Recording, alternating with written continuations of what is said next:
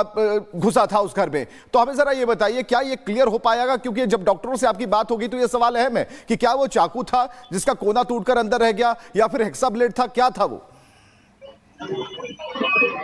देखिए, मुंबई पुलिस सूत्रों के माने तो हिस्सा ब्लेड का ही बात आया है। मुंबई पुलिस का कहना है कि इसने जो आरोपी ने हिस्सा ब्लेड का उपयोग किया, जो सैफ अली खान पर अटैक किया, वो हिस्सा ब्लेड का उपयोग किया था। और जो 6 वार किए थे सैफ अली खान पे, 6 वार किए थे और 6 वार जो है इसी ब्लेड से किया गया था। सुबह ही मेरी मुंबई पुलिस से बात हुई थी, उस समय ही उन्होंने कहा था कि जो ब्लेड का टुकड़ा मिला था, जो सैफ अली खान के शरीर के अंदर से, जो घाव के अंदर से जो ब्लेड का टुकड़ा मिला था, उसको भी मुंबई पुलिस ने जब्त किया था और इसको जांच के हिस्से में रखा था। जांच किया जा रहा था कि जो टुकड़ा मिला है, और जब आरोपी को अरेस्ट करेंगे, उसके पास से जो बरामद करेंगे तो उसके साथ मिलाएंगे। तो ये वो जो कहीं कहीं मुंबई पुलिस को साफ तौर से किया था कि जो ब्लेड से हमला हुआ है, हिस्सा ब्लेड था और ब्लेड से ही जरिए हमला किया गया था। सैफ अली खान की हालत जो है अब फिलहाल स्थिर में है, आईसीयू में है।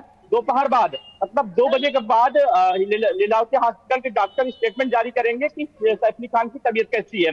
दोपहर बाद जब उनकी स्थिति सामने आएगी, क्या हालत है, उसके बाद मुंबई पुलिस सैफ अली खान का स्टेटमेंट दर्ज करेगी। जी हाँ बिल्कुल सत्य प्रकाश, यहाँ पर जो बात है वो हेक्सा ब्लेड से आगे अब बढ़ती है, जांच का विषय आगे बढ़ता है, लेकिन सवाल इसमें कई हैं। और एक सवाल जो सबसे अनसुलझा जो उसका पहलू है, इस बात को लेकर कि जब सैफ अली खान को ले जाया जाता है उनके घर से, तो उनके घर में ढेर सारे ड्राइवर हो सकते हैं, क्योंकि कहा जा रहा था कि सिक्योरिटी गार्ड वहां पर मौजूद होते हैं और वहां पर सेवादार उनके मौजूद होते हैं, जिनमें 3 पुरुष थे और 3 महिलाएं थी। इसके अलावा जो ड्राइवर की बात होती है कि उन्हें आनन फानन में ऑटो से ले जाया जाता है, क्योंकि गाड़ी चलाने वाला, जो इलेक्ट्रिक कार थी, उसे चलाने वाला कोई वहां नहीं था। यह बात पुलिस को कितना पच रही है और इसका एंगल क्या डिसाइड कर रही है? देखिए, मुंबई पुलिस लगातार कई लोगों से पूछताछ कर चुकी है। जहां तक बात की जाए ड्राइवर की बात, तो ड्राइवर का बात यह है कि मुंबई पुलिस कहना है कि जब ये हादसा हुआ, जब ये घटना हुआ, उसके बाद आनंद फानन में किसी को कुछ समझ नहीं आ रहा था, क्योंकि जो सैफ अली खान का घर है वो पूरी तरह रोड पे है और उस समय जो है ड्राइवर मौजूद नहीं था।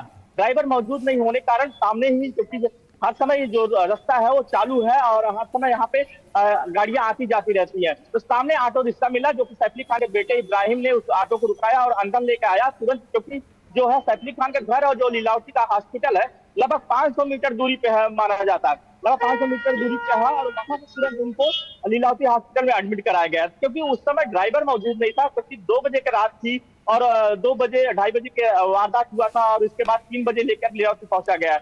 तो मुंबई पुलिस कहना था कि जब उस समय जब घटना हुआ, उस समय ड्राइवर नहीं मौजूद था, जिसकी वजह से ऑटो रिक्शा। ठीक है सत्य प्रकाश जी, महत्वपूर्ण जानकारी आप दे रहे हैं। ड्राइवर मौजूद नहीं था, इसलिए सैफ अली खान के बेटे इब्राहिम अली खान का जिक्र होता है कि वो घर पे अपने पिताजी को, यानी कि सैफ अली खान को, ऑटो में लीलावती अस्पताल ले जाते हैं। लेकिन सागर ये समझना चाहेंगे, सागर ये बताइए कि जिस आरोपी को, जिस संदिग्ध आरोपी को हिरासत में लिया गया है, उसको लेकर कुछ 2 थ्योरीज आ रही हैं। कहा जा रहा है वही चेहरा है जो सीसीटीवी कैमरे में कैद हुआ था, और दूसरा कहा जा रहा है कि हूबहू वही चेहरा है, शक्ल बहुत मिलती है, लेकिन इस पर अभी पूरी तरह से भरोसा नहीं हो सकता कि ये वही आरोपी है जिसने हमला किया। इसको लेकर क्या क्लैरिटी है, पुलिस का क्या कुछ कहना है?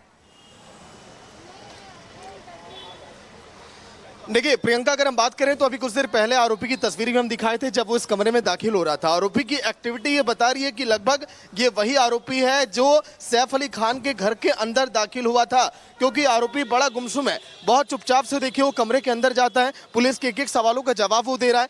कोई इसकी हरकत यहाँ पर नजर ऐसी नहीं आई, क्योंकि लगभग यहाँ पर देखिए 50 मीडिया कर्मी खड़े हैं, यहाँ पर तमाम अधिकारी लोग भी हैं, वो कुछ भी ऐसी हरकत नहीं किया जिसमें वो खुद को बता पाए कि नहीं, मैं वो अपराधी नहीं हूँ जिसका जिक्र किया जा रहा है।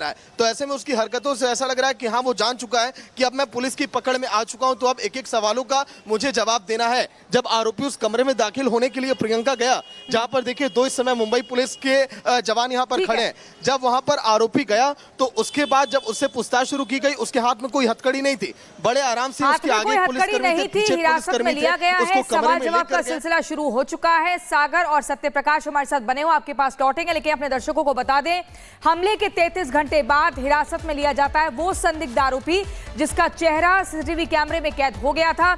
इसको लेकर लगातार खोजबीन चल रही थी। मुंबई पुलिस की टीम ने एक मजबूत और सॉलिड टीम का गठन किया था और ऐसे में फॉरेंसिक टीम भी पहुंची हुई। चेहरा आप देखिए, यही वो चेहरा है जिसको बताया जा रहा है कि पुलिस ने हिरासत में ले लिया है संदिग्ध आरोपी को 33 घंटे बाद।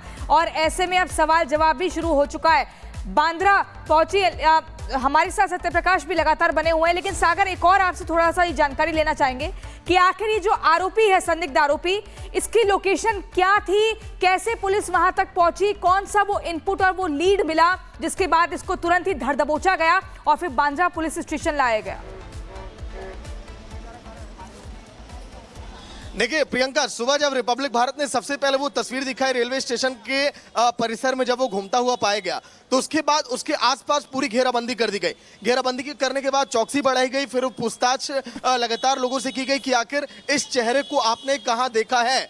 बांद्रा रेलवे स्टेशन की बात करें तो उसी इलाके से ट्रैक करने के बाद आरोपी को गिरफ्तार किया गया है, क्योंकि आरोपी उसी दायरे में सिमट कर रह गया था। हर तरफ देखिए घेराबंदी थी। पुलिस तस्वीरों के आधार पर, फोटो के आधार पर, वीडियो के आधार पर, सीसीटीवी के आधार पर आम लोगों से भी पूछताछ कर रही थी, लोगों से भी जान रही थी। आसपास सीसीटीवी भी देखे जा रहे थे, तो लगभग आरोपी ये समझ चुका था कि हाँ, अब उसकी गिरफ्तारी नजदीक आ रही है। और उसी के आधार पर पुलिस ने जब उसको पकड़ा तो उसकी आखिरी लोकेशन जो थी रेलवे स्टेशन के करीब ही थी, 1 किलोमीटर के दायरे में। फिर उसके बाद तुरंत आरोपी को गिरफ्तार करने के बाद जब रिपब्लिक भारत ने सबसे पहले ब्रेकिंग हिट किया कि आरोपी पकड़ में आ चुका है, वो तस्वीर सबसे पहले हमारे पास आई। फिर उसके बाद आरोपी को लेकर इसी गेट के रास्ते अंदर लेकर गई है। क्राइम ब्रांच की टीम भी पहुंची, बाद में मुंबई पुलिस ने गिरफ्तारी की। अब पूछताछ का जो शुरुआती जो प्रारंभिक जो प्रक्रिया होती है वो अब की जा रही है, लेकिन आखिरी जो ठीक है सागर और सत्यप्रकाश, आप दोनों इस खबर पर नजर बनाए रखिए, पल पल का अपडेट आपसे लेते रहेंगे। फिलहाल के लिए आपका बहुत शुक्रिया और अपने दर्शकों को एक बार फिर से बता दें, सैफ अली खान मामले में हिरासत में है संदिग्ध आरोपी। संदिग्ध आरोपी को बांद्रा थाने लेकर गई है मुंबई पुलिस। बांद्रा थाने में संदिग्ध आरोपी से पूछताछ जारी है। ये वही शख्स है जिसे सीसीटीवी कैमरे में कैद किया गया था, उस चेहरे को चिन्हित किया गया। अब इसको हिरासत में लिया जा चुका है। आप देख रहे हैं बांद्रा पुलिस स्टेशन लेकर गई है पुलिस। यहाँ पर सवाल जवाबों का जो सिलसिला है वो शुरू हो चुका है। सैफ पर जो हमला जिस व्यक्ति द्वारा हुआ था, अब वही संदिग्ध आरोपी शिकंजे में है जिसे हिरासत में लिया जा चुका है। यहां से पूछताछ शुरू होगी। ये पूछा जाएगा कि आखिर वो कैसे, किसके कहने पे, किस मंशा से 12वें फ्लोर पर पहुंचा, उसके हाथ में हथियार कहां से आया, आखिर क्यों उसने सैफ अली खान के ऊपर हमला किया, एक नहीं 6 बार वार क्यों किए गए, क्या किस बात को लेकर मेड से नोकझोंक हो रही थी। ये 2 तस्वीरें आप देखिए। हमले के बाद 33 घंटे बाद ये संदिग्ध आरोपी हिरासत में लिया गया है। देखिए कैसे सीढ़ियों के रास्ते से तेजी के साथ भाग रहा था, लेकिन उसने अपना चेहरा कैमरे की तरफ देखा और उसके बाद दूसरी तस्वीर जब उसे हिरासत में मुंबई पुलिस ले चुकी है और बांद्रा पहुंची है। और चलिए सीधे हम जुड़ते हैं सागर से। सागर, 33 घंटे लग गए, संदिग्ध अब हिरासत में है, पूछताछ जारी है, अपडेट क्या है? देखिए बिल्कुल विवेक,